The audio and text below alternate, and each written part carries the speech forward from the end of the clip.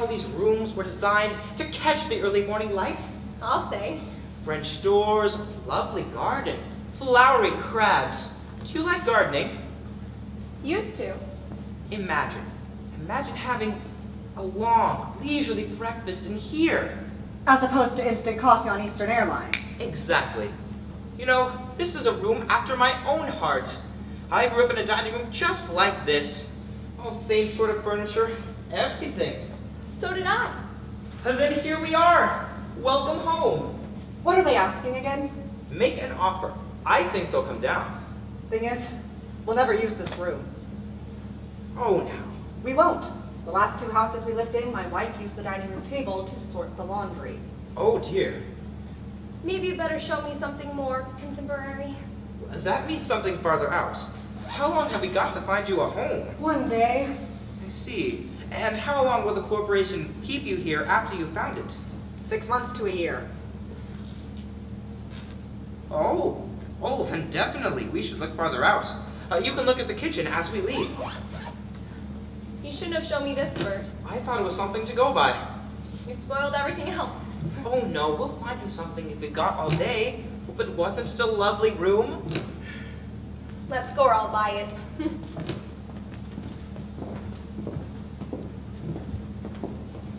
The dining room.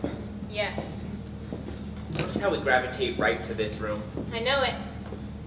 You sure Mother doesn't want any of this stuff in Florida? She hardly has room for what she's got. She wants us to take turns without fighting. We'll have to draw lots then. Unless one of us wants something, and one of us doesn't. We have to do it today. Do you think that's enough time to divide up the whole house? I have to get back, Sal.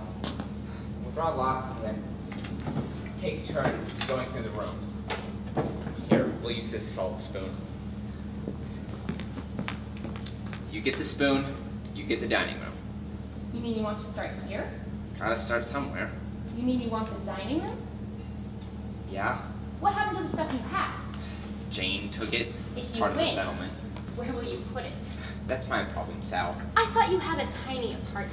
Find a place. Then where on earth? Come on, Sal. Choose. You don't want it. Of course I want it. I mean, you already have a perfectly good dining room. Not as good as this. You mean you want 2 dining rooms? I'd give our old stuff to Debbie. To Debbie? She's our oldest child. Does Debbie want a dining room? She might. In a condominium. She might. In Denver. She just might, Arthur. I don't want to fight. Choose. Are you planning to put it in storage? I might. I've checked on that. That costs an arm and a leg. So does shipping it to Denver. Good morning, Annie. I know what will happen if you win. What? You'll end up selling it. Selling it? That's what'll happen. It'll kick around for a while and you'll end up calling a furniture dealer. I am absolutely amazed you say such a thing. I don't want to fight, Arthur. Neither do I. Maybe we should defer the dining room. Maybe we should. Good morning, sir. Good morning, Annie. Selling it? Is that what you told Mother I'd do? I told her I'd give you the piano if I can have the dining room. I'll be lucky if I keep this salt spoon. I'll give you the piano and the coffee table if I can have the dining room. Annie, Yes, sir. did I find a seed in my orange juice yesterday morning? I strained it, sir. I'm sure you did. Nonetheless, I think I may have detected a small seed. I'll strain it twice, sir. Seeds can wreak havoc with the digestion, Annie. Yes, sir. They can take root and grow. Yes, sir. I'm sorry, sir.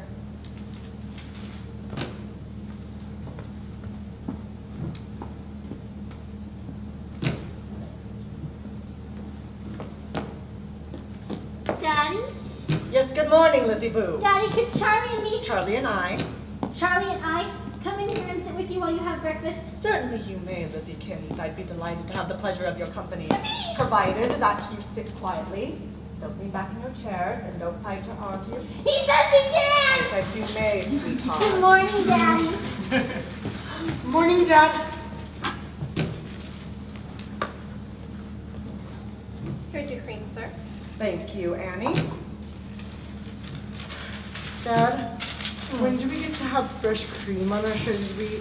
When you grow up, that's when. I'll tell you one thing. If there's a war, no one gets cream. there's a war, well, I'll have to settle for top of the bottle. Mother said she was thinking about having us eating food with you every night. Yes, your mother and I have both been thinking about it, and we're both looking forward to it. As soon as you children learn to sit up straight, then I see no reason why we shouldn't all have a pleasant meal together every evening. Could we try tonight, Dad? Could you give us a test? No, not tonight, Charlie. Because tonight we're giving a small dinner party. But I very much hope you and Lizzie will come down and shake hands. I get so shy, Dad. Well, you'll just have to learn, Lizzykins. Half of life is learning to meet people. What's the other half, Dad? Was that a crack? No. That was a crack, wasn't it? No, Dad, really.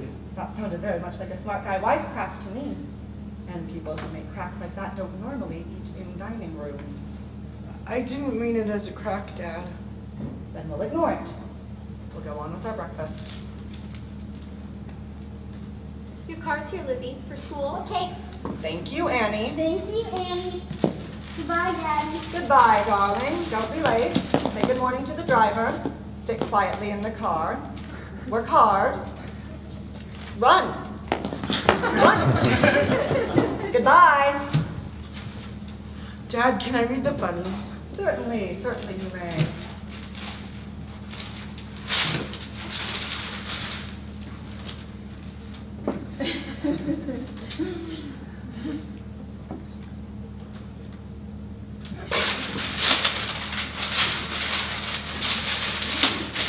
This won't mean much to you, but the government is systematically ruining this country. Miss Kelly told us about the government. She did. Who is Miss Kelly, pray tell? She's my teacher. I don't remember any Miss Kelly. She's new, Dad. I see. And what has she been telling you exactly? She said that there's a depression going on. I see.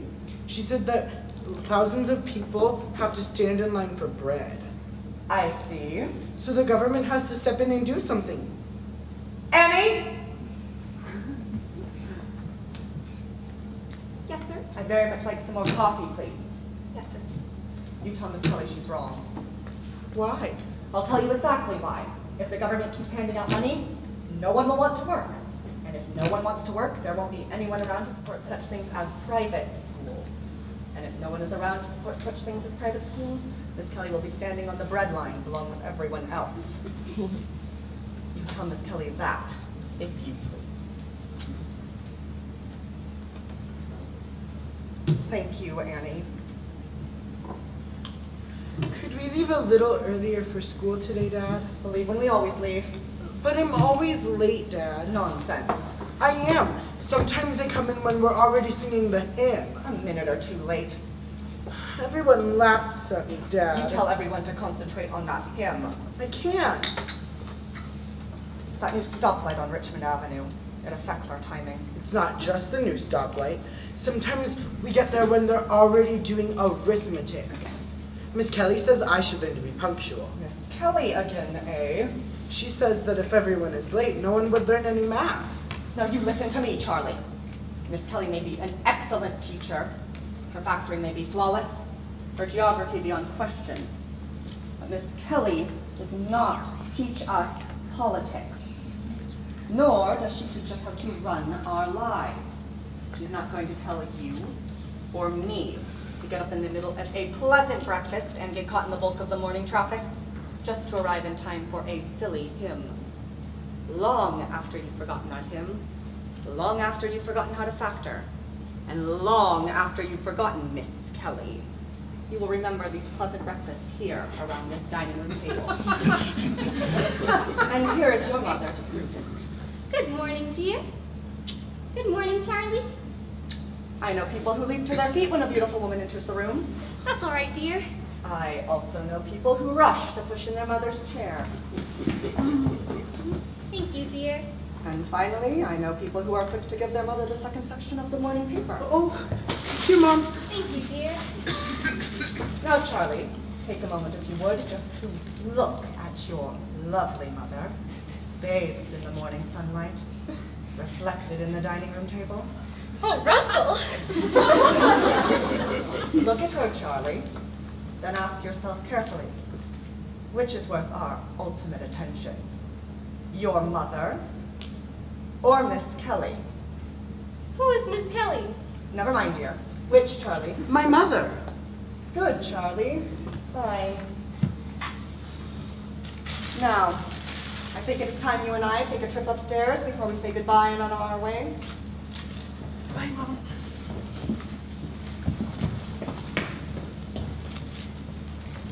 Good morning, Annie. Good morning, Mrs. Tell Irma I'll have poached eggs this morning, please, Annie. Yes, Mrs.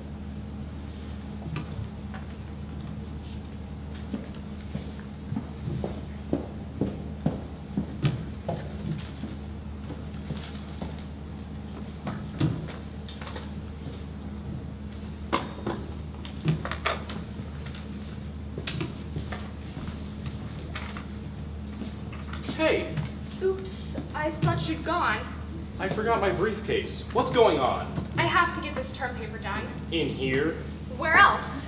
you're going to type Of course I'm going to type. at this table. Why not?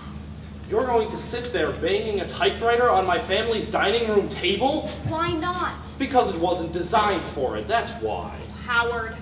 Lucky I came back. Next thing you know, you'll be feeding the dog off our Lowestoft china. It's got rubber pads under it. I checked. And I'll get something else if you want. You're not going to use those placemats. I thought I would, yes. Those are good placemats. We haven't used them in 10 years. Those are extremely good placemats. Mother got them in Italy. All right. I'll use these then. Mind if I use these? We put pots on them. We can certainly put a typewriter.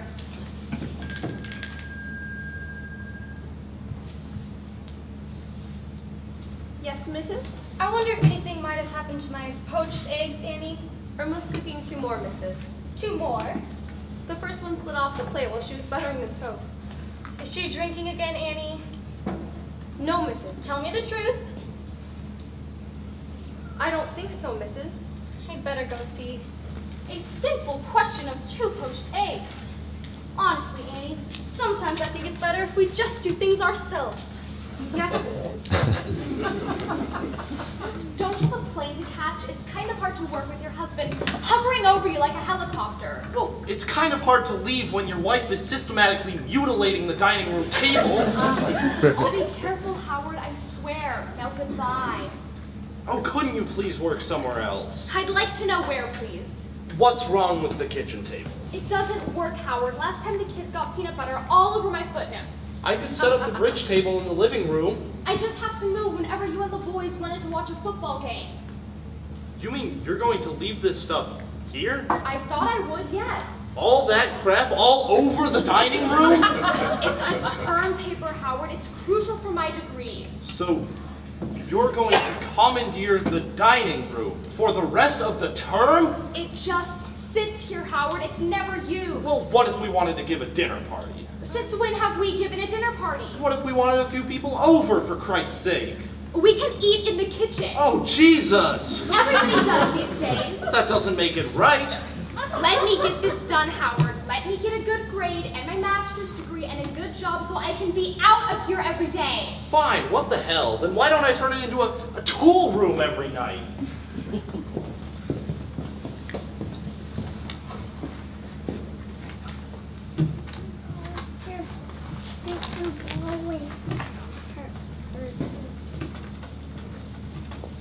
Why did you tell Mildred to wake me up, Mother? Let me finish the grocery list. I mean, it's Saturday, Mother.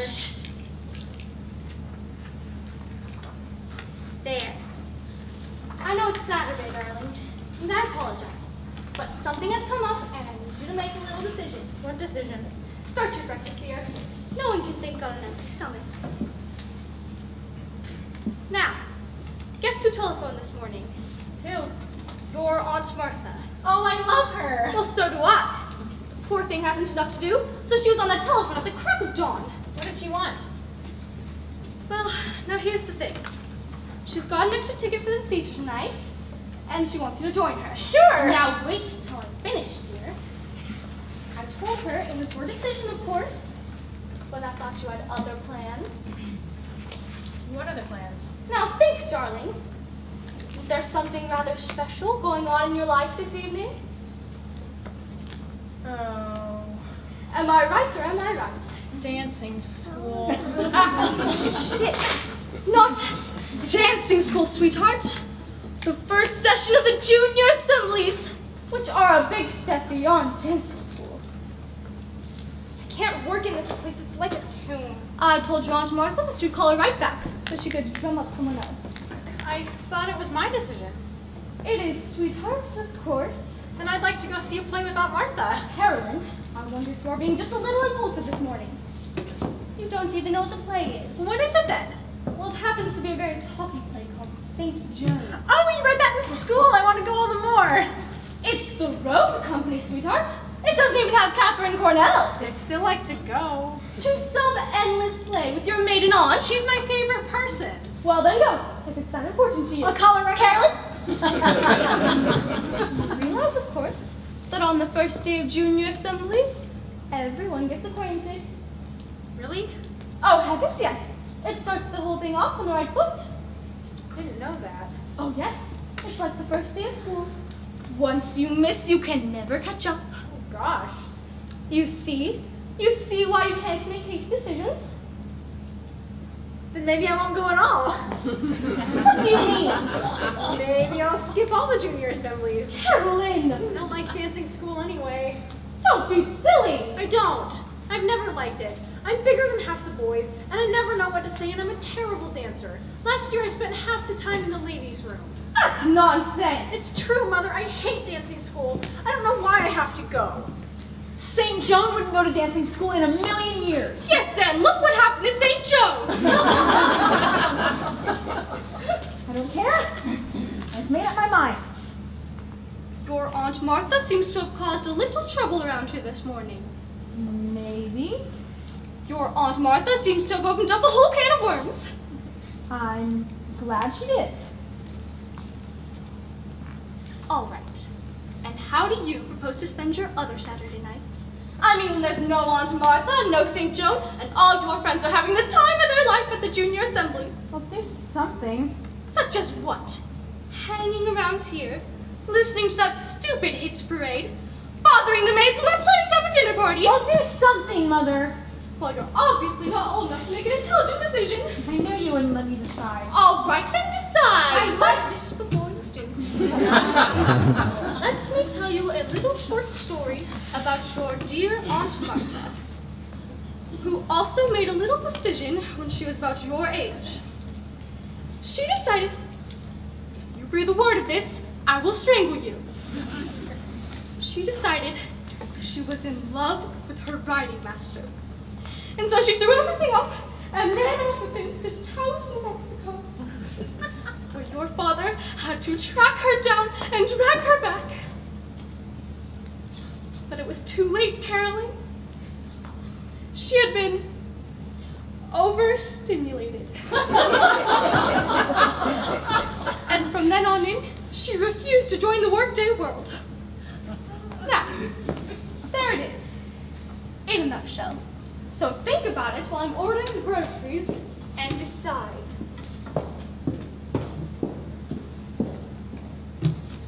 I've decided, Mother. Good. I hope you come to your sense. I've decided to talk to Aunt Martha. You've got a dentist appointment, Carolyn. You've got riding lessons at noon. Oh, no, we'll skip the riding lessons. Carolyn.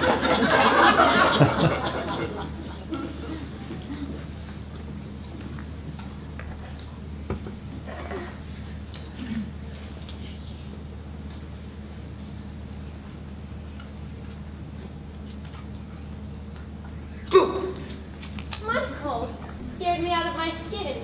I wanted to. Your mother said you were sick this morning. It was. I am. So sick you couldn't go to school. I am, Aggie. I upchucked twice. Then you must get straight back to bed. How come you didn't do my room yet? Because I thought you was sleeping. I've just been lying there, Egg, waiting. Well, I've got more to do now since Ida left. I've got the silver and the downstairs laboratory and all the beds besides. Mother says that you want to leave us. When did she say that? Last Thursday, on your day off, when she was cooking dinner. She said that now there's a war on, you're looking for a job with more money. Is that true, Egg? Maybe. Money isn't everything, Aggie. Listen to him now. You can be rich as a king and still be miserable. Look at my Uncle Paul. He's rich as Croesus and drinking himself into oblivion. What do you know about all that? I know a lot. I eat dinner here in the dining room now, and I listen. And I know that my Uncle Paul is drinking himself into oblivion and that Mrs. Williams has a tip uterus. Here! Stop that talk. Well, it's true, Egg, and it proves that money isn't everything, so you don't have to leave us. It's not just about the money, darling. And what is it, Egg? How come you're just leaving? Don't you like us anymore? Oh, Michael. Don't you like our family? Mikey. Are you still mad at me for peeking at you in the bathtub? That's enough now. Then what is it, Egg? How come you're just leaving? Because I don't want to do domestic service no more. How come? Because I don't like it no more, Mike. That's because Ida left and you have too much to do. No, darling. I'll help you, Egg. I swear. I'll make my own bed, and I'll pick up my towel, and I'll try to be much more careful when I pee. You won't love you, Matt. No, really, I will. And I'll tell my parents not to have so many dinner parties. I'll tell them to give you more time off. I'll tell them to give you all day Sunday. No, darling. No. I'm serious, Egg. I know, darling. I know. All right, let's measure it out. When will you be going then, Egg? As soon as your mother finds someone else. She can't find anyone else. She will. She says she can't. She says they keep showing up with dirty fingernails and dyed hair. 11 feet, 6 inches. Fine room. Light room. So you've got to stay, Egg. You can't just leave people in the lurch. Look at these French doors. I'm looking. And also thinking about heat loss. I'll stay till you go away for the summer. 4 feet, 6 inches. Are you gonna get married, Egg? Maybe. To that guy you told me about from church? Maybe. Are you gonna have children? Hold it tight now. I know you will. You'll have a boy of your own. 10 feet, 4 inches. Will you come to see us? Oh my, yes. No, you won't. I will surely. No, I'll never see you again, ever. Come here, Mike. No, Come here and give Aggie a big hug. no, why should I? No, Just a squeeze, for old time's sake. no. Go hug your own kids, Agnes. I've got a lot of work to do. I've got a whole stack of homework. I'm missing a whole day of school. Michael! Okay, there's your dining room, Doctor. There it is. Fine room. Big room. Commodious room. One of the reasons we bought the house. And one of the reasons we should consider breaking it up. Breaking it up. And now bear with me. Let's say we turn this into an office for you and a waiting room for your patients. I thought we planned to use those maid's rooms on the 3rd floor. Hold on, relax. A patient trusts the psychiatrist, right? Why can't the psychiatrist trust the architect? Now, here's the ground plan of your house. Here's what you're stuck with for the moment, and here, with these approximate dimensions, is your dining room. I see. Now, just suppose we start off with a clean slate. Let's say we throw this out, blast out this, throw a beam through here, knock out this and this, throw this away and this, and what do we have? I'm not quite sure. Well, what we don't have is a dining room anymore. That's what we don't have. But where would we eat? Here. Right here. See? I'm putting in an eating area. Here's the fridge, the cooking units, the Cuisinart, the butcher block table, and the chrome chairs. Look at that space, the flow. Wife cooks, kids set the table, and you stack dishes. All right here. Democracy at work in your own home. Now let's review your day. You come down to the eating area and everyone's fixing his or her own thing. Cornflakes, Pop-Tarts, eggs, whatever. You eat, sit, chat, read the paper, say goodbye, and come in here to go to work. Do you have a nurse or a receptionist? No, I'm just a humble shrink. Well, you come over here and adjust the magazines on a table. Maybe add your newspaper to the pile. Then you walk into soundproof doors here into your office. You turn on your stereo console here, select a book from a wall unit here, and sit behind your desk module here. You read, you listen to music, and soon, a patient arrives. You buzz him in through the soundproof doors, after putting away your music and turning off your book, of course. So you buzz him in, and he comes down and flops down on the couch here. You look out a window here while he tells you his dream.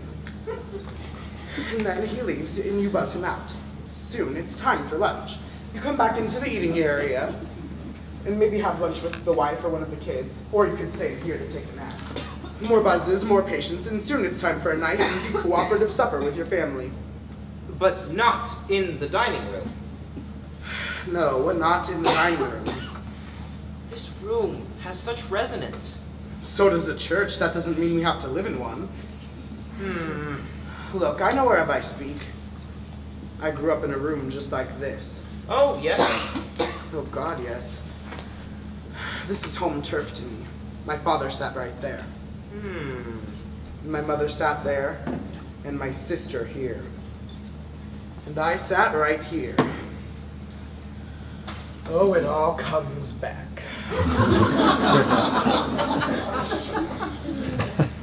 Do you want to tell me about it? It was awful, that's all.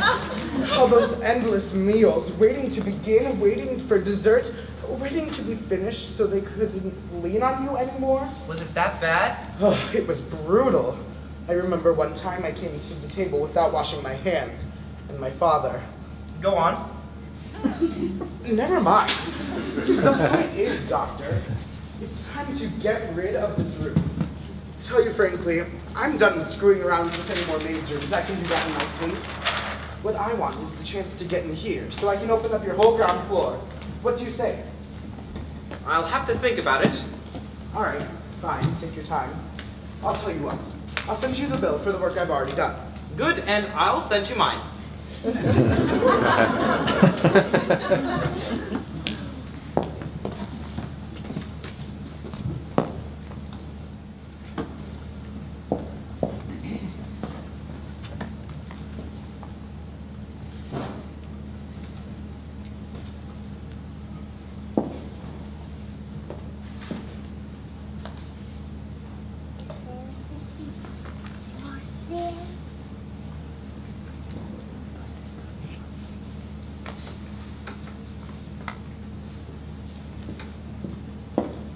All right, children, we're ready. Children!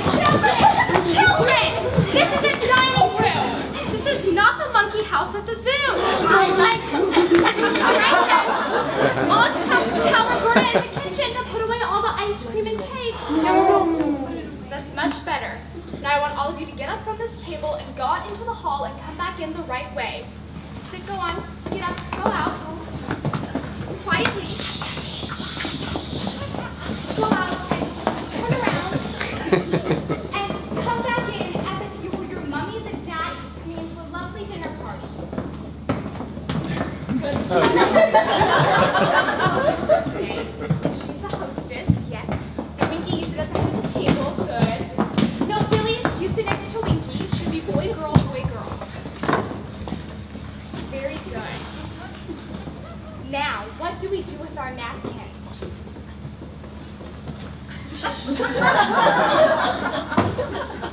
Yes, exactly. We unfold them and tuck them under our chins.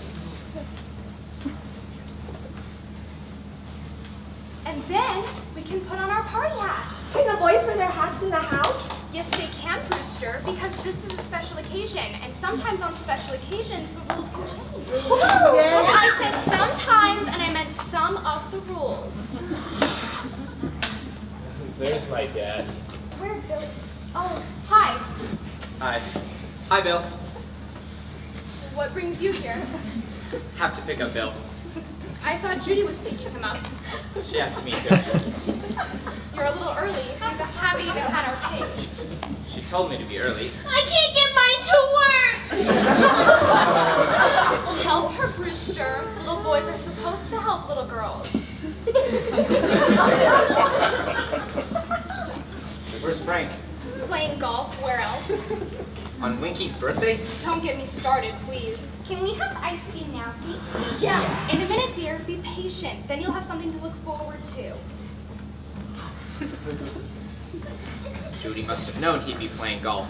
Judy knows everything. She knows about us, at least. About us? How? She said she could tell by the way we behaved. Behaved where?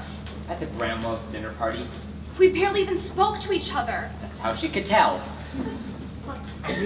We want ice cream. They want ice cream. She says she'll fight it tooth and nail. Fight what? We haven't done anything. She says she wants to nip it in the bud. Ice cream, ice cream, ice cream. All right, children, you win.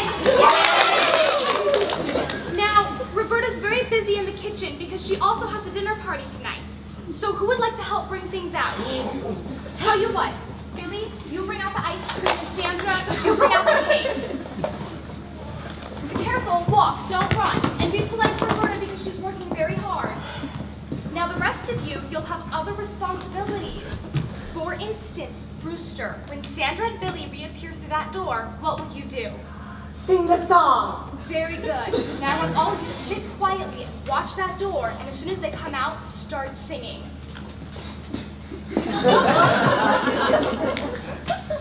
So what do we do? She says she's thinking of telling her father about us. Her father? He'd fire me immediately. And if he did, I'd be out of a job, Peggy. you could get another. Where? Doing what?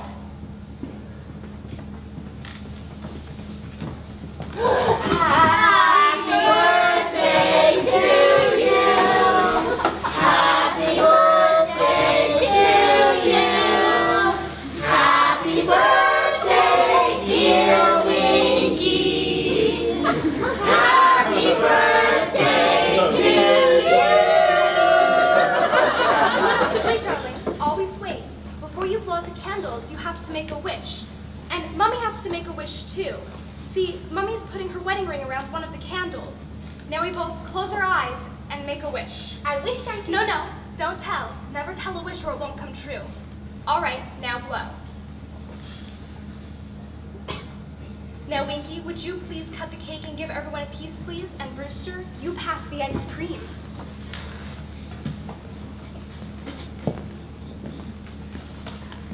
What did you wish for? Won't tell. Do you think it'll come true? No. She'd make it so messy. Judy. She'd make it impossible. So would Frank. Thought he didn't care. He'd care if it were messy. We could leave town. And go where? Anywhere I find another job. Yes. I've got an uncle in Syracuse. Syracuse? Yeah, Is it nice? Syracuse? I think it's on some lake. Syracuse. You'd get Winky and I'd get Bill in the summer. In Syracuse. At least we'd be free. Winky, wipe your mouth, please. Billy, What? come here a minute, please.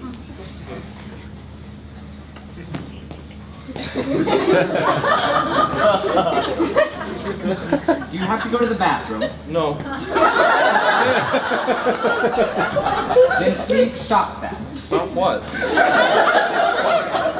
You know what? Now go back and enjoy the party.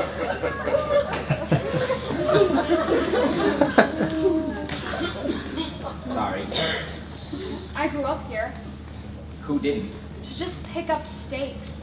I know. I mean, this is where I live. Me too. We'll just have to behave ourselves then. Oh, Ted, Be good little children. I can't stand it. And if we're seated next to each other, we'll just have to make a conscious effort. We won't be seated next to each other. Judy will see to that. For a while, anyway. For quite a while. Everyone's finished, Mommy. Thank you, sweetheart. And here's your ring from the cake. Good for you, dear. I forgot all about it. Time to go then? I've planned some games. Want me to stay? It would help. Then I'll stay. All right, children, into the living room for some games. What games? Oh, all kinds of games. Blind man's bluff and pin the tail on the donkey.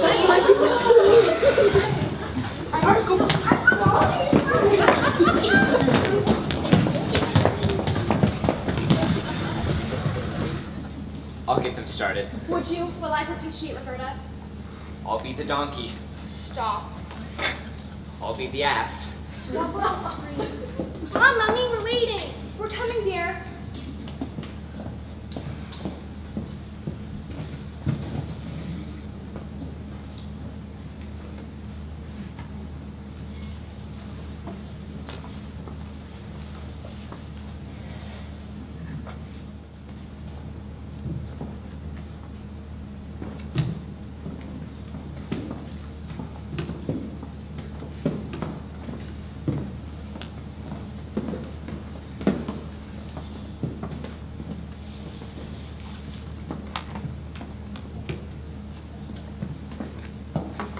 I have to be doing that.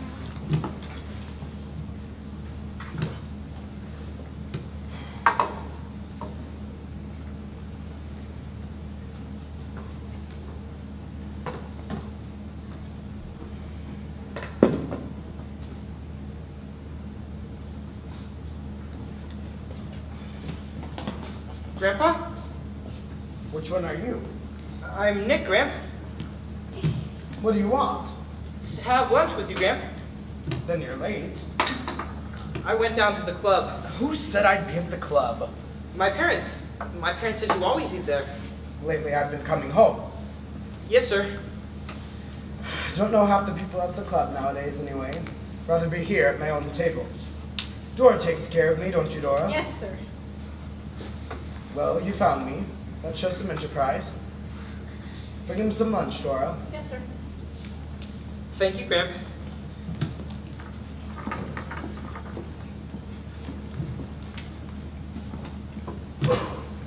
So you're Nick, eh?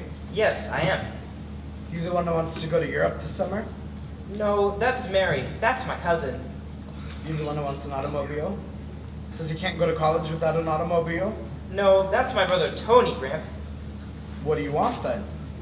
Oh, I don't really want... Everyone who sits down with me wants something. Usually it's money. Do you want money? Yes, sir. For what? For my education, Gramp. Education, eh? That's a good thing. Or can be. Doesn't have to be, could be a bad thing. Where do you want to be educated? St. Luke's School in Litchfield, Connecticut. Never heard of it. It's an excellent boarding school for boys. Is it Catholic? I don't think so, Gramp. It sounds Catholic to me. I think it's high Episcopalian, Gramp.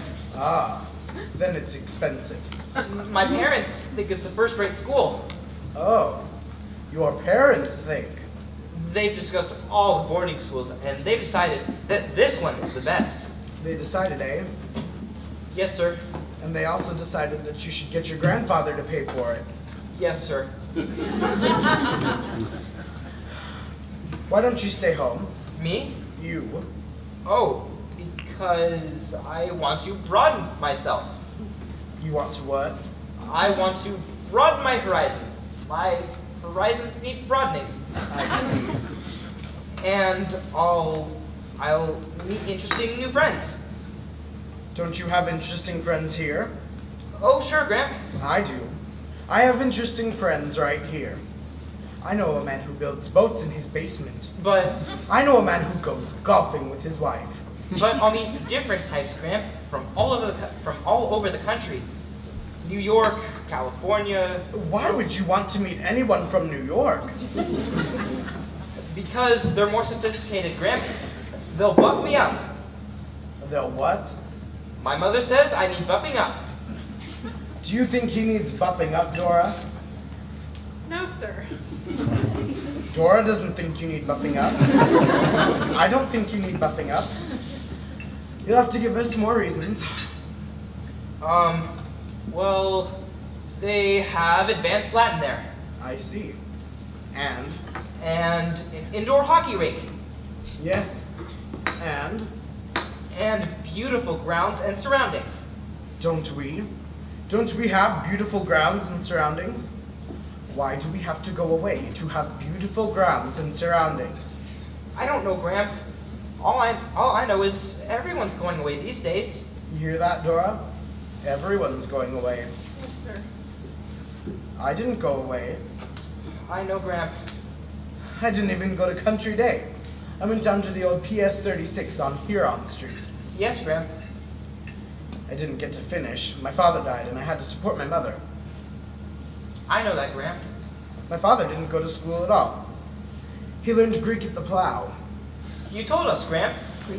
Yes, well, I didn't do so badly without a high Episcopal boarding school.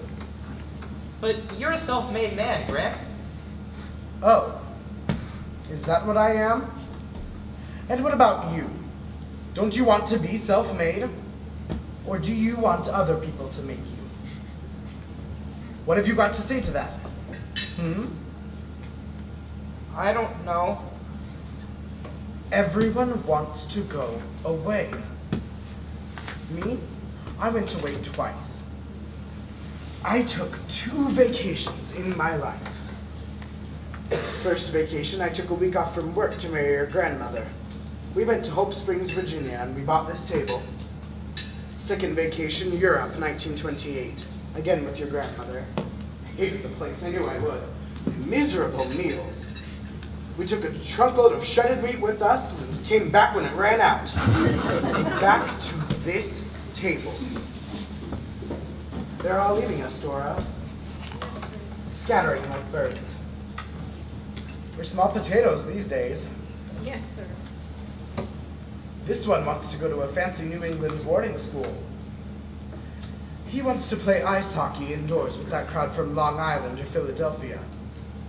He'll come back talking with marbles in his mouth, Dora. We won't understand a word. And we won't see much of him, Dora.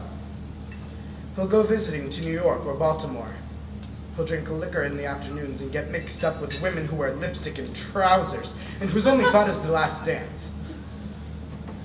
And he wants me to pay for all of it. Am I right? No, Gramp. No, I don't. Really. I don't want to go. I never wanted to go. I want to stay home with all of you. Finish your greens. They're good for your lower intestine.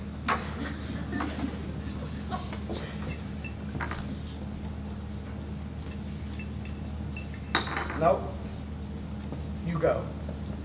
You've got to go.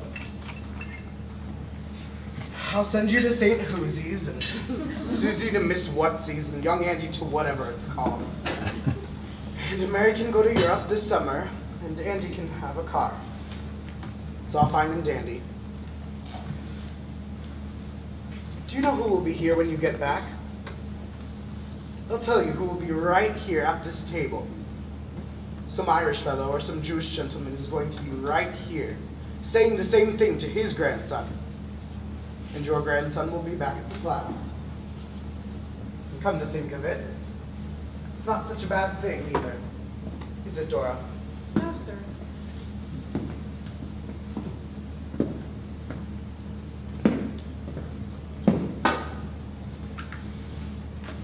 Well, go on. Bring him his checkbook before he falls asleep.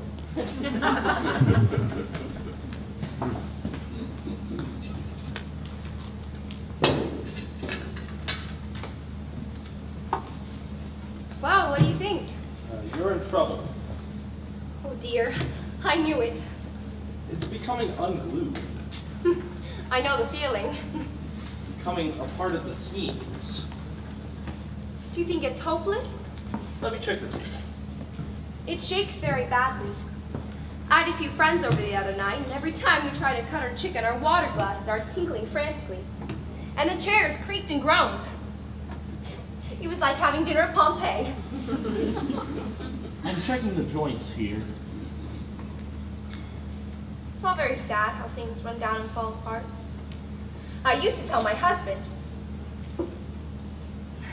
my ex-husband, we have such lovely old things. We should oil them, we should wax them, we should keep them up, but of course, I couldn't do everything and he wouldn't do anything. Now here you are to give us the coup de grace. Hey, look at this. What? Under here, look. I don't dare. I'm serious, look. Wait till I put on my glasses.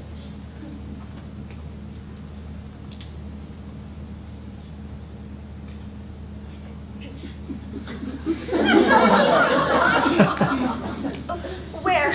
I can't see. Under here, this support. See how loose this is? I can't quite. Come on. All right.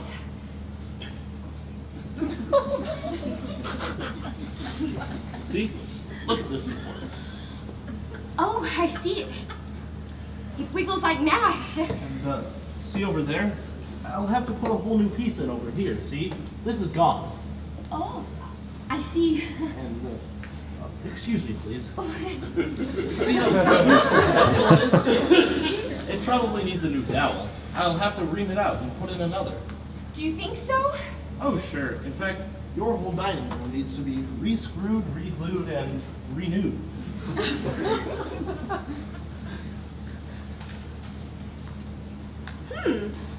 What's the matter? Well, I've never been under a dining room table before. Oh, yeah? It's all just wood under here, isn't it? That's all it is.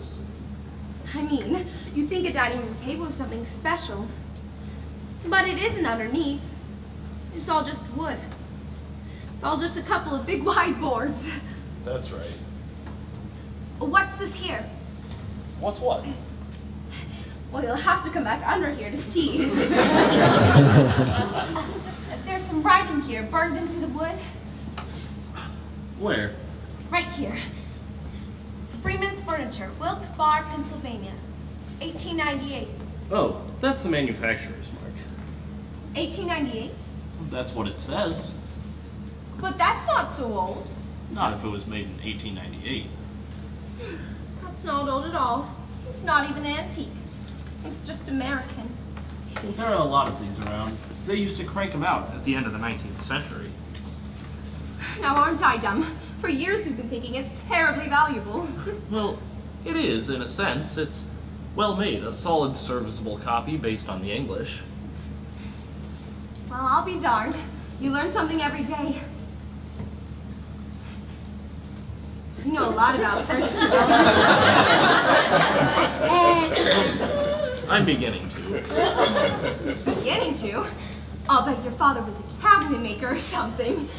My father was a banker, A banker? and I was a stockbroker until I got into this. I don't believe it. Oh, sure. I wanted to see what I was doing and touch it and see the results, so I took up carpentry. I'm amazed. I mean, I know some stockbrokers. Is this the support that's loose? That's the one. Well, what if you put a nail in here? Not a nail. A screw. All right. And another one over here?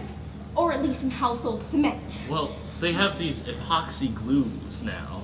And maybe cram a matchbook or something in here? Not a matchbook. A wedge then. A wooden wedge. Good idea.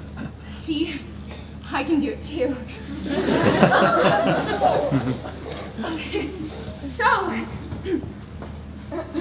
will you be taking the table away? Can you fix it here? I can fix it here if you want. Oh, that might make more sense. My husband used to ask for written estimates, materials, and labor. I'll write one up.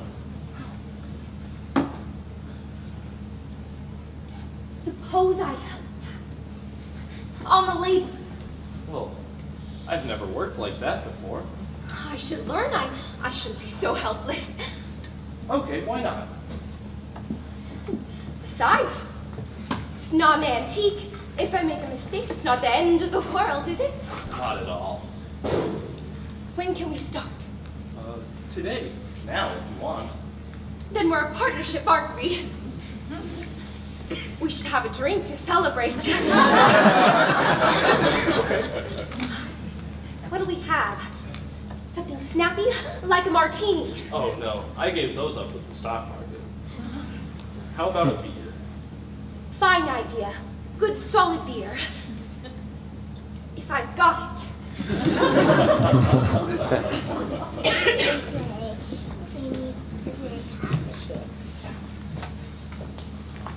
I've got the plates, Mrs. Driscoll. You've got your hands full with that turkey.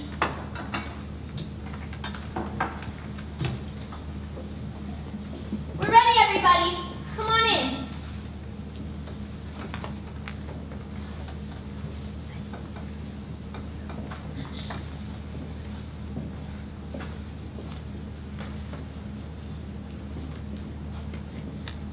Now, Mother, I want you to sit next to me.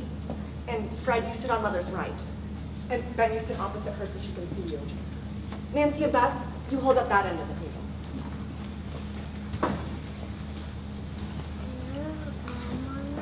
And there we are. Oh, I can't wait to take this turkey. What's the matter, Mother? Not quite sure where I am. You're here, Mother, in your own dining room. This is your table, and these are your chairs. And here's the china you got from your trip to England. And here's the silver-handled carving knife that Father used to use. Oh, yes. But who are these people? I'm not quite sure who these people are. It's me, Mother, your son, Stuart. And that's Fred, and Ben, and Nancy, and Beth. We're all here, Mother. I'll get the turkey. That might help her focus. Yes. Mrs. Driscoll's here, Mother. Right in the kitchen where she's always been. And your grandchildren, all of your grandchildren were here. Don't you remember? They ate first at the children's table, and now they're out back playing touch football. You watched them, Mother. Oh, yes.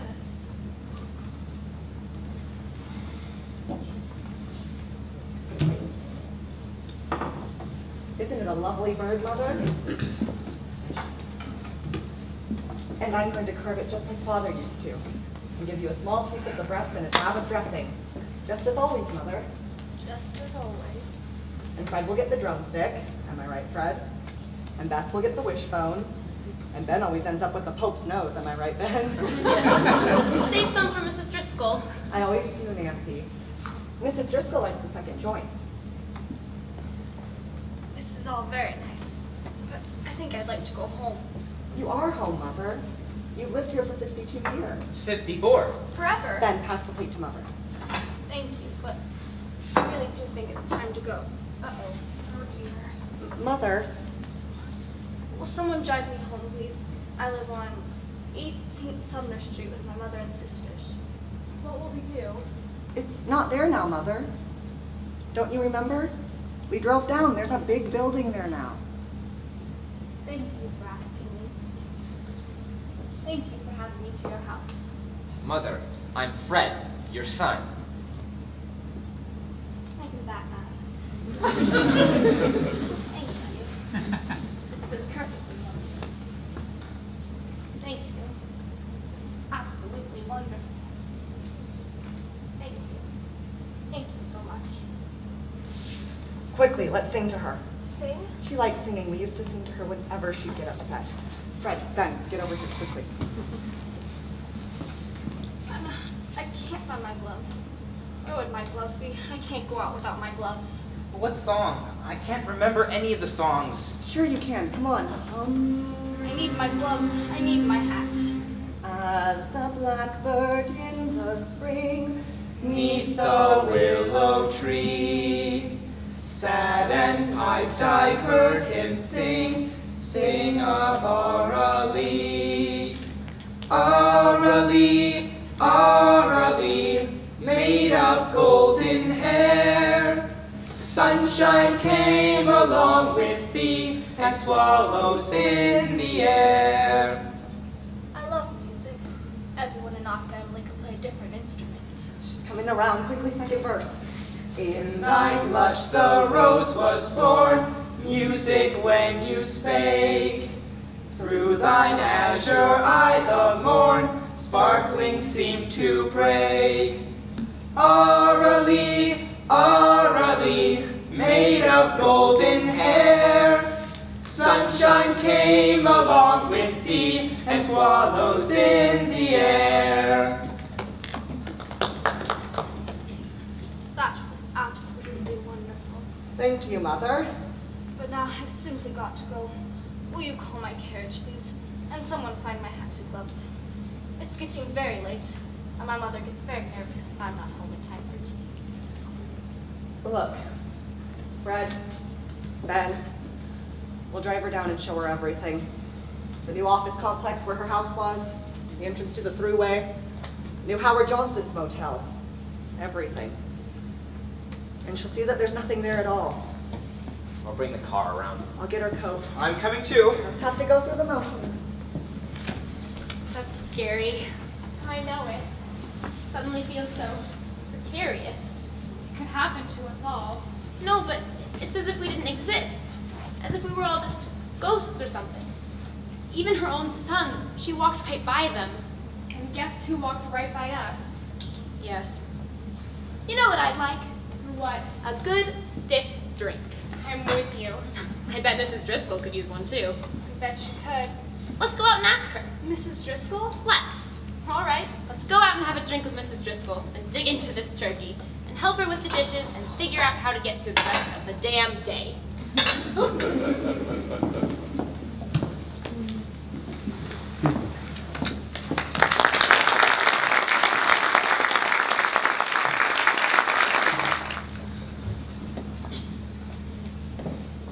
Mom? Mom? Anybody home? See, I told you, she isn't here. Where is she? She works at a boutique 4 days a week. And my father's away on business in Atlanta or Denver or somewhere. Anyway, come on, I'll show you where they keep the liquor. My mom's always there when I get home from school. Always. Bummer. And if she isn't, my grandmother comes in. The liquor's in the pantry. Oh, hey, Nito. What? This room. That's our dining room. I know, but it's viciously nice. Which do you want, gin or vodka? You decide. Well, there's more gin, so it's less chance they'll notice. Gin then. But the reason there's more gin is that I put water in it last week. Vodka then. Tell you what, I'll mix in a little of both. Okay. Do you use this room? Oh, sure. Special occasions, huh? Every night. Every night? Every night they're both home at least. Really? Oh, sure. Whenever they're both home, my father insists that we eat in the dining room at 7 o'clock. Here, gin, vodka, and Fresca. Who's bringing the pot?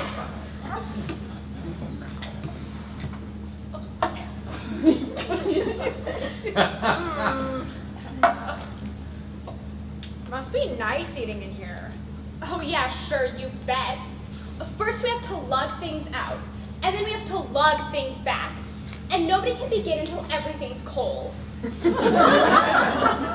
And we're expected to keep up decent conversation. And everyone has to finish before anyone can get up.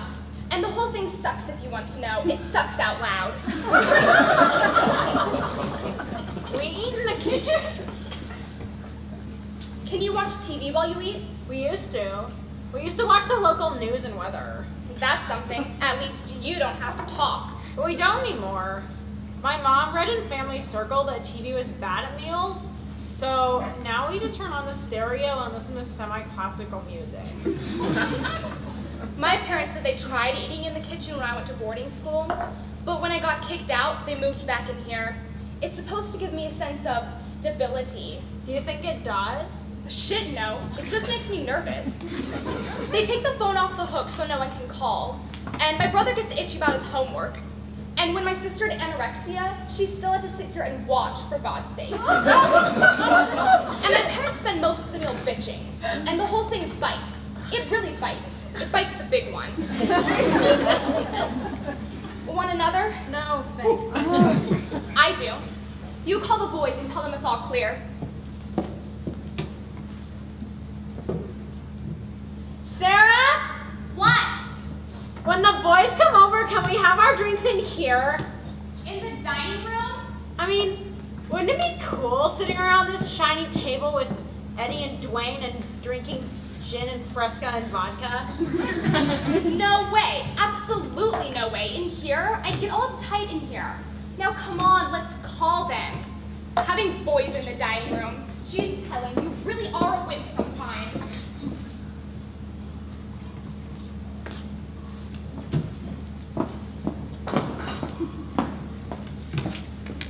I'm in here, Gordon. I made tea. Tea? Tea. Why tea? Because I like it. I love it. Or would you like a drink? No thanks. Go ahead. Don't worry about me. I'm all over that. We even have it in the house, and I never touch it. No thanks, Kate. Then have tea. It's very good. It's Earl Grey. I ought to be getting back. Gordon, please, have tea. All right. Thank you. Tea in the dining room. Where else? Should we huddle guiltily over the kitchen table? No. And tea in the dining room. What would you like? Lemon or milk? Whatever. Gordon! Milk then. No sugar. Milk it is. We'll sit down, for heaven's sake. I thought I heard a sound. Oh, really? And what sound did you hear? A distant lawnmower? A faulty burglar alarm? I thought I heard a car. What? A car? On this godforsaken street? Should we rush to the window? Cheer, wave flags? Go easy, Kate. Well, I doubt very much that you heard a car. It stopped. The sound. No, the car stopped. All right, Gordon. You heard a car stop. But it's not Ed's car, is it? Because Ed, as you and I well know, is in Amsterdam or Rotterdam or who gives a damn until next Tuesday. Now sit down, please. Let's have tea for heaven's sake. Now, when can we meet again? I heard a car door slam. Oh, really? That's because cars have doors. And people, when they get really frustrated, feel like slamming them. I'm going. I see how it is. A quick tumble with the boardwalk for your best friend. There's someone at the door. No. Yes, someone with a key. Now you've got to stay. Mom? Lord, help us. I'm home, Mom. Now you've got to have tea. Mom? We're in the dining room, dear.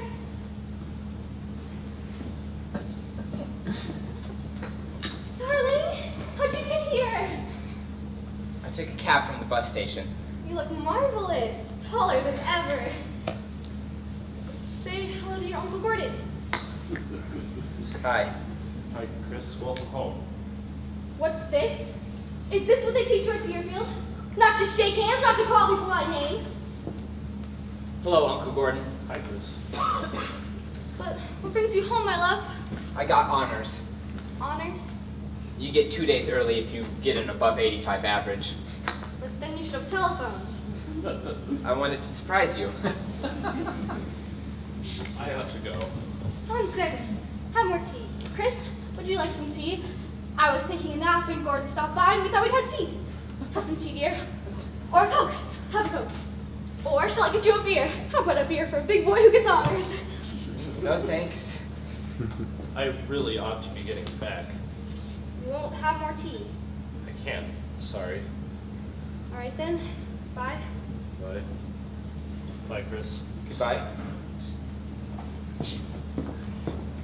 You wanted to talk to me about stocks.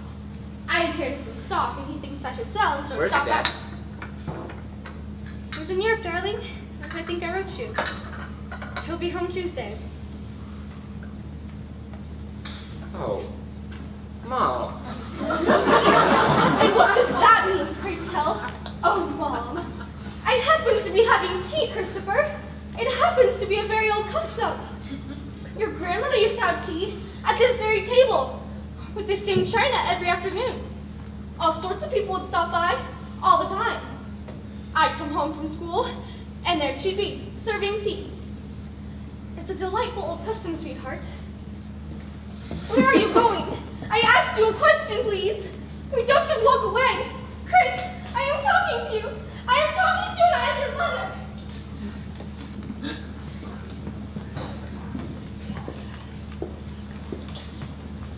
Would you mind sitting up over here, Aunt Harriet? I wanted to get you in the early afternoon light. Certainly, dear. Now, I thought I'd use my Irish linen placemat with matching napkin that my husband was what? Your great uncle inherited from his sister. They have to be washed and ironed by hand every time they're used. And then, of course, the silver, which was given to us as a wedding present by your great-grandmother. You see, 3-pronged forks, pistol-handled knives, spoon with a rat tail back, all Williamsburg pattern. This has to be polished at least every 2 weeks. And then this is the Staffordshire, as is the butter plate. The wine goblets are early Steuben, but the goblets and finger bowls are both waterproof. None of this goes in the dishwasher, of course. It's all far too delicate for detergents. Finger bowls? Certainly. Our side of the family always used finger bowls between the salad and the dessert. Would you show me how they worked? Of course, dear.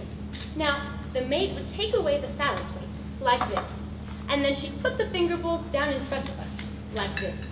They would be filled approximately halfway with cool water, and there might be a little rose floating in the top, or a sliver of lemon. Now, of course, we'd have our napkins in our laps, like this, and then we'd dip our fingers in, gently, gently, and then we'd wiggle them and shake them out, and then we'd dab them on our napkins, and then we'd dab our lips, and the maids would take them away, and in would come a nice sherbet or a chocolate mousse. Thanks, Aunt Harriet. That was terrific. You're welcome. Now, tell me again what all this is for. I didn't quite understand over the telephone. It's a classroom project for Amherst. Oh my, a project? In what, pray tell? Anthropology, actually. Anthropology, heavens! Now, what does that have to do with all this? Well, you see, we're studying the eating habits of various vanishing cultures. For example, someone is doing the Cree Indians of Saskatchewan, and someone else is doing the Kikuyus in northern Kenya. So my professor suggested I do a slideshow on us. Us? The wasps of northeastern United States. I see. You can learn a lot about a culture from the way it eats. Such as what? Well, take the finger bowls. Here you have an almost neurotic obsession with cleanliness, reflecting the guilt that comes with the last stages of capitalism. Or notice the unnecessary accumulation of glass and china and the compulsion to display it. Or the subtle hint of aggression in those pistol-handled knives. I think I'll ask you to leave, Tony. Aunt Harriet. I was going to invite you to stay for a cocktail, but now I won't. Aunt Harriet, please. Out! Right now, before I telephone long distance to your mother. Vanishing culture, my eye. I forbid you to mention my name in the classroom or show one glimpse of my personal property.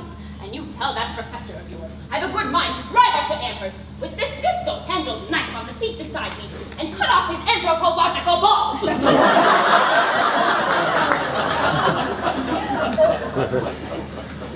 Where are you going now, Daddy? I think your mother might want a drink. She's reading to the children. That's why she might want one. She wants no such thing, Dad. Then I want one. Now, it's not even 5. Well, then let's go see how the Red Sox are doing. Daddy, stop. Stop what?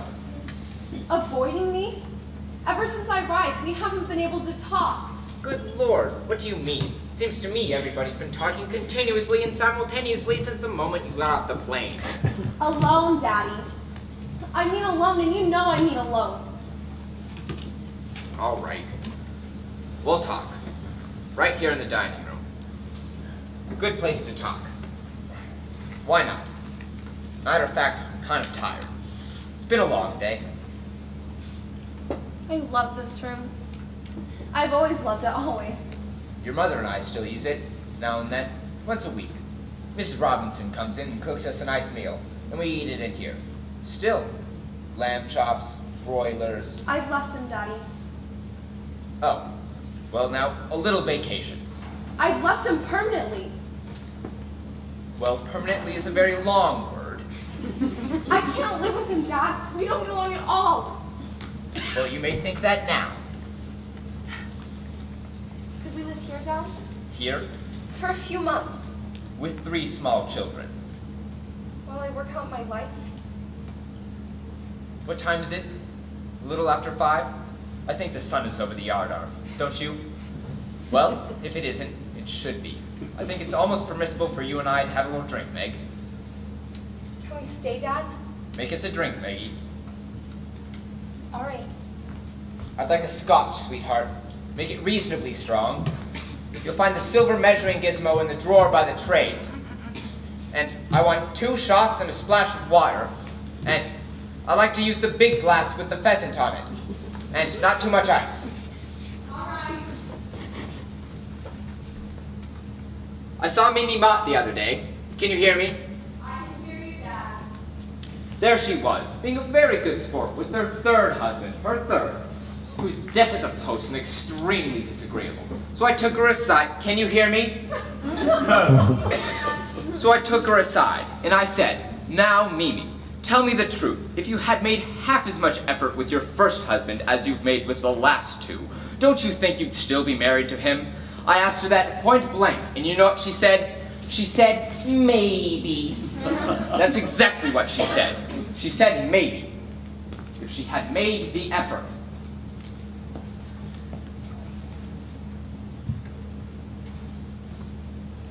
That's your generation, Dad. That's every generation. It's not mine. Every generation has to make an effort. I won't go back to him, Dad. I want to be here. I wanted the glass with the pheasant on it. I think the kids used it. Oh, So, can we stay, Dad? I sleep in your room now. Your mother kicked me out because I snore. I'll use the guest room.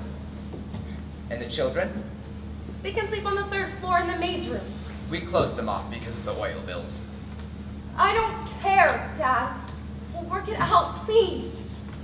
Give it another try first. No. Another try. He's got someone else now, Dad. She's living there right now. She's moved in. Then fly back and kick her out. Oh, Dad. I'm serious. You don't know this, but that's what your mother did. At one point in time, I became romantically involved with Mrs. Shoemaker. We took a little trip down to Sea Island. Your mother got wind of it and came right down and told Betty Shoemaker to get on the next train out. And that's all there was to it. Now, why can't you do that? Go tell this woman to peddle her papers elsewhere. We'll sit with the children while you do. I've got someone too, Dad. You mean you've had a little fling? I've been going with someone. A little fling? I've been living with him. Where's your husband been? He stayed with his girl.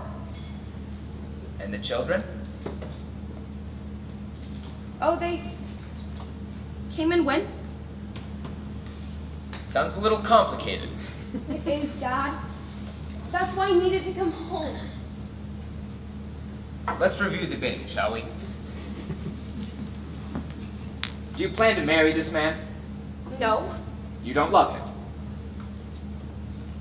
No, he's already married anyway.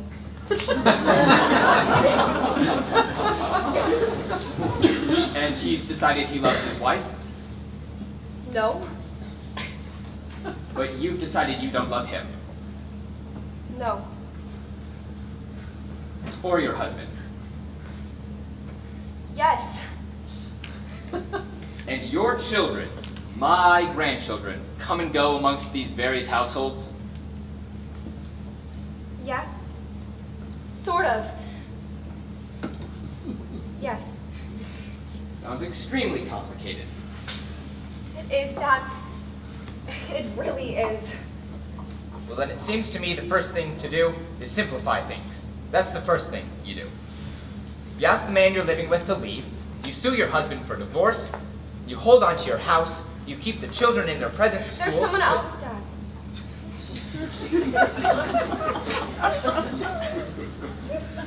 Someone else.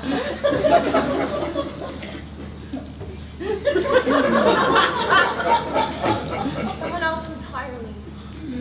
A third person. Yes. What's that movie your mother and I liked so much? The Third Man? It's not a man, Dad.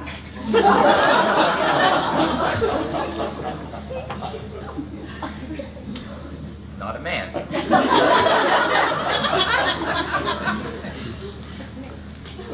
It's a woman. A woman. I've been involved with a woman, Dad, but it's not working, and I don't know who I am. I've got to touch base, Daddy. I want to be here. I think I'll get a repair. Would you like a repair? I'll get us both repairs. I'll take your glass. I'm all mixed up, Dad. I'm all over the ballpark. I've been seeing a crisis counselor. And I've taken a part-time job, and I've been jogging 2 miles a day. None of it's working, Dad. I want to come home. I want to take my children to the zoo and the park lake and the art gallery. And do all those things that you and Mother used to do with all of us. I want to start again, Dad. I want to start all over again. I made one for your mother. And found the glass with the pheasant on it in the trash. Someone broke it. Now, let's go have a nice cocktail with your mother. And let's see if we can get the children to sit quietly while we do. You don't want us here, do you, Dad? Of course we do, darling. A week, 10 days, you're most welcome. I won't go back, Dad. I can't go back either.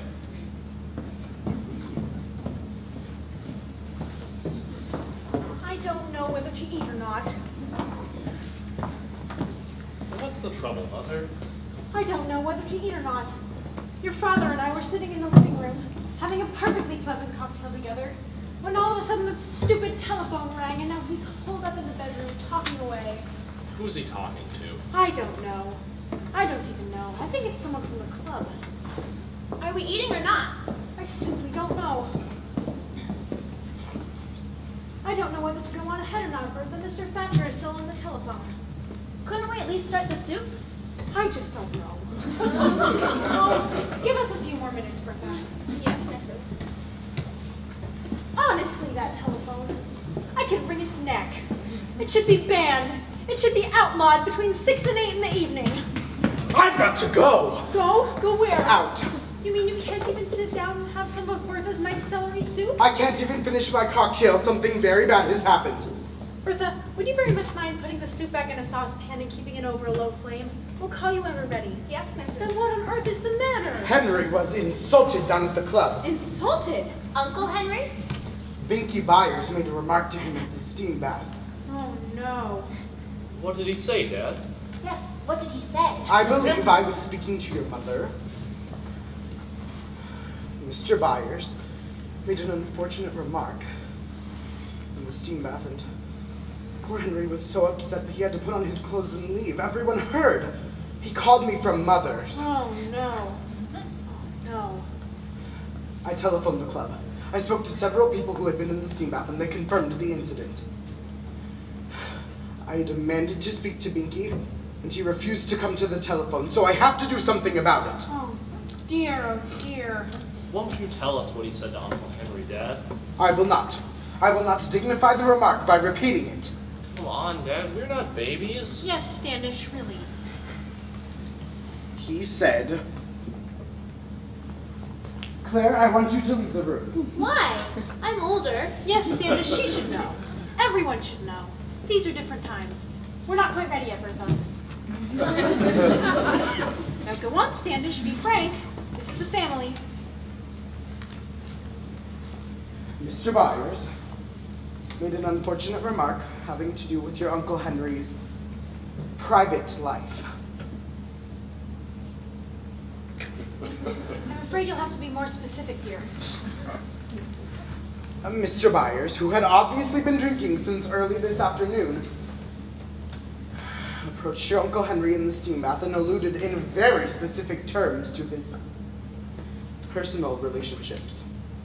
What personal relationships? His associations in the outside world. I don't get it. Mr. Byers must have made some unnecessary comment about your Uncle Henry's bachelor attachments. Does that mean Uncle Henry is a fruit? I do not have that word in this house. Not from school here. I don't care if he got it from God. I will not have that word in this house. The point is, my own brother was wounded at his club. What can you do, dear? Go down there. To your mother? To the club. I'll demand a public apology from Pinky Byers in front of the entire grill. What if he won't even come to the telephone? I'll have to fight him. Oh, Dan. I have to. Daddy? I can't let the remark stand. Can I come with you, Dad? You may not. I want you at home with your mother. Standish, for heaven's sake. No arguments, please. But Pinky Byers is half your age and twice your size. That makes no difference. I think he was on the boxing team at Dartmouth. No difference whatsoever. What about your bad shoulder? What about your hernia? I'm sorry, I imagine I shall be seriously injured. But I can't stand idly by. Oh, Daddy, please don't go. The lamb will be overdone, Mrs. And it's a beautiful lamb, Standish. Now listen to me, all of you. And you too, Bertha. There is nothing I would rather do in this world than sit down at the table with all of you right now and enjoy some of Bertha's fine celery soup, followed by a leg of lamb with mint sauce and roasted potatoes. Am I right about the sauce and the potatoes, Bertha? Yes, sir. There is nothing I would rather do. But I have to forego it. My brother has been publicly insulted at his club. And that means this family has been insulted. And when the family has been insulted, that means this table, these chairs, this room, and all of us, and including you, Bertha, are being treated with scorn. So if I were to stay here now, I wouldn't be able to laugh. I wouldn't be able to converse. I wouldn't be able to correct your grammar, David. I wouldn't be able to enjoy your fine meal, Bertha. I wouldn't even be able to kiss my handsome wife goodbye. Goodbye, dear. Goodbye, darling. Goodbye, Winkins. Goodbye, Daddy. Goodbye, David. So long, Dad. Good luck. And goodbye, Bertha. Goodbye, sir. And God bless you. Thank you all very much. You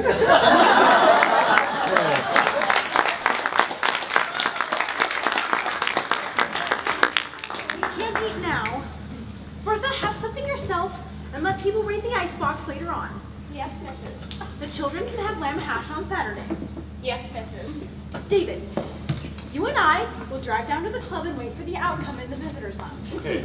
So bring a book. Bring a good book. Bring Ivanhoe. Be there a while. And Claire, I want you to stay here and hold the fort. All right, Mother. Get on the phone to Dr. Russell. I don't care if he's having dinner or in the operating room. You tell him to be at the club to give your father first aid. All right, Mother. And then study your French. All right.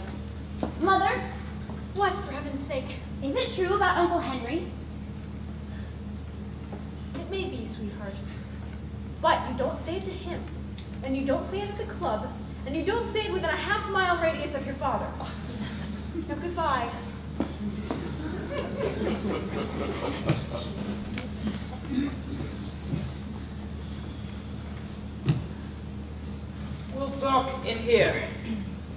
time will of the service, nobody comes near a dining room anymore.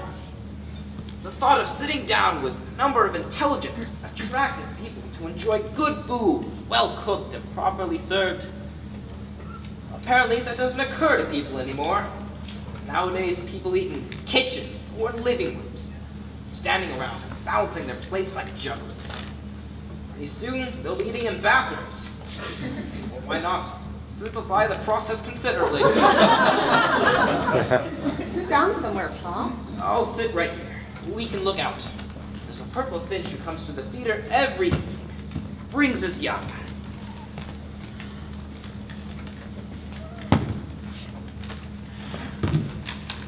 Now, I want to go over my funeral leave. Pop, I want to do it. There are only a few apples left in the barrel for me. you've been saying that for years, Pop. Well, this time it's true, so I want to go over this, please. You're my eldest son. I can't do it with anyone else. Your mother starts to cry, your brother isn't here, and your sister gets distracted. So concentrate, please, on my funeral. All right, Pop. First, here is my obituary for both newspapers. I dictated it to Miss Kovac down at the office, and I read it over twice, and it's what I want. It's thorough without being self-congratulatory. In it, I mention my business career, my civic commitments, and of course, my family. I also touch on my recreational life. I give my lowest score in golf and the win of the sailfish. I caught off the keys. The papers will want to cut both items, but don't you let them. Okay, Pop. I also want them to print this picture. It was taken when I was elected to chair the Symphony Drive. I think it will do. I don't look too young to die, nor so old it won't make any difference. All right, Pop. Now, I want the funeral service announced at the end of the obituary. That will give people time to postpone their trips and adjust their appointments. And I want it at 3:30 in the afternoon. This will give people time to digest their lunch and doesn't obligate us to feed them dinner. Notice I've also underlined the word church. Mr. Fairweather may try to squeeze the service into a chapel, but don't let him. I've lived in this city all my life, and I know a great many people, and I want everyone to have a seat and feel comfortable. If you see anyone milling around at the door, go right up to them and find them a place, even if you have to use folding chairs. Are we clear on that? Yes, Pop. I've listed the following works to be played by Mrs. Manchester at the organ. This Bach, this Handel, this Schubert. All lively, you'll notice. Nothing gloomy, nothing grim. I want the service to start promptly with a good rousing hymn, Onward, Christian Soldiers. And then Fairweather may make some brief, underlined brief remarks about my life and works. Do you plan to get up and speak, by the way? Me? You? Do you plan to say anything? Hadn't thought, Pop. Don't, if you don't want to. There's nothing worse than a reluctant or unwilling speaker. On the other hand, if you, as my eldest son, would get on your feet and say a few words of farewell. Of course I will, Pop. Good, then I'll write you in. Brief remarks by my son, Richard. Any idea what you might say? No, Pop. You won't get sentimental, will you? Brad Hoffmeister's son got up the other day and made some very sentimental remarks about Brad. I didn't like it, and I don't think Brad would have liked it. I won't get sentimental, Pop. Thank you. On the other hand, you won't make any wisecracks, will you? Pop. You have that tendency, Dick. At Marcy's wedding and your brother's birthday, you got up and made some very flip remarks about all of us. Sorry, Pop. Smart guy stuff. Too smart, in my opinion. If you plan to get into that sort of thing, perhaps you better not say anything at all. I won't make any cracks, Pop, I promise. Thank you. Because you love us, don't you? Yes, Pop. You love us. You may live 1,000 miles away. You may have run off every summer. You may be a terrible letter writer, but you love us all just the same, don't you? You love me. Yes, Pop. Yes, really. Fine. Now, at the graveside, just the family, I want to be buried beside my brothers and below my mother and father. Leave room for your mother to lie beside me. If she marries again, still leave room. She'll come back at the end. All right, Pop. Invite people here after the burial. Stay close to your mother. She gets nervous at any kind of gathering and makes bad decisions. For example, don't let her serve any of the good beef eaters gin if people simply want to mix it with tonic water. And when they're gone, sit with her. Stay in the house. Don't leave for a few days. Please. I promise, Pop. And that's my funeral. I'm leaving you this room, you know. After your mother dies, the table and chairs go to you. It's the best thing I can leave you, by far. Thanks, Pop. Now, rejoin your mother. I'll put this envelope in my safety deposit box, on top of my will and stock certificates. The key will be in my left bureau drawer.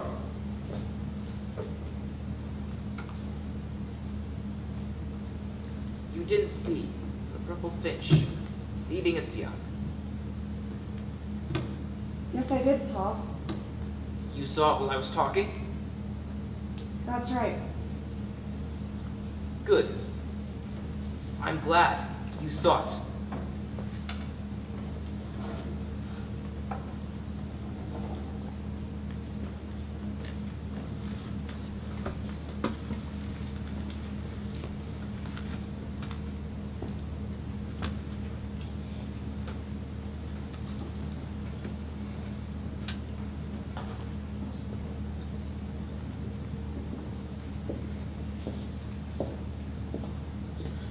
Annie, it looks absolutely wonderful. Thank you, Mrs. Now make sure the soup plates are hot. I always do, Mrs. But I think we can dispense with the butter balls. Just give everyone a nice square of butter. I'll do butter balls, Mrs. Would you? How nice. And keep an eye on the ashtrays, Annie. Some people still smoke between courses, but they don't want to be reminded of it. I know, Mrs. Go. And let's see. Oh, yes. Before people arrive, I want to pay you. For you and for Velma in the kitchen. It includes your taxi, so you can both just leave after you've cleaned up. Thank you, Mrs. There's a little extra in yours, Annie. Just because you've been so helpful to the family over the years. Thank you, Mrs. Now I've got to check the living room. Annie, I heard some strange news through the grapevine. Mrs. Relman told me that you won't be available anymore. No, Mrs. Not even for us, Annie. We've used you more than anyone. I'm retiring, Mrs.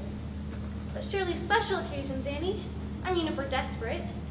Can I still reach out to your nephews? He's moving away, Mrs.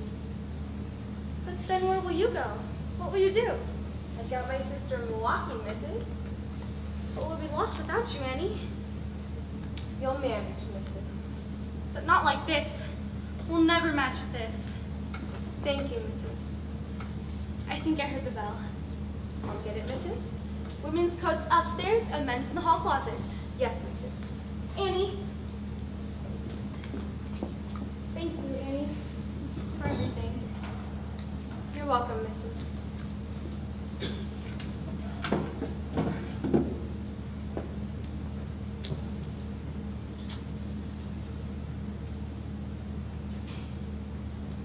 Lately, I've been having this recurrent dream. We're giving this perfect party. We have our dining room back and grandmother's silver before it was stolen. And Charlie's mother's royal blue dinner plates before the movers dropped them.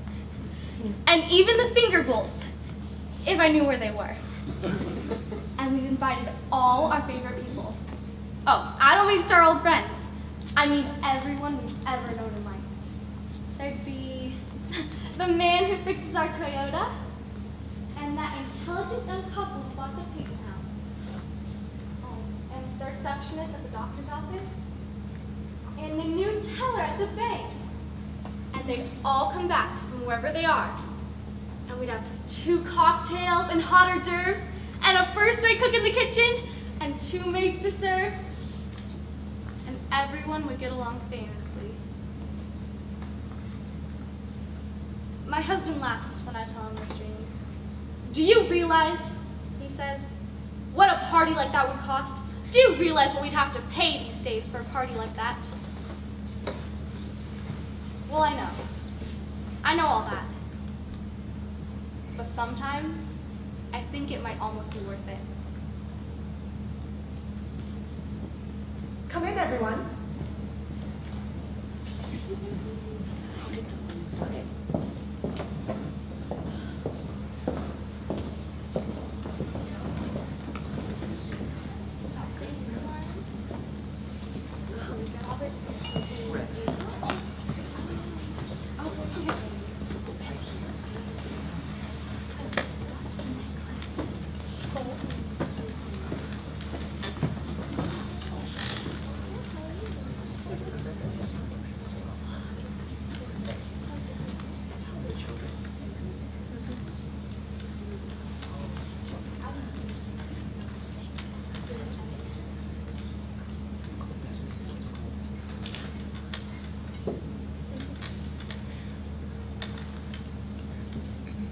To all of us,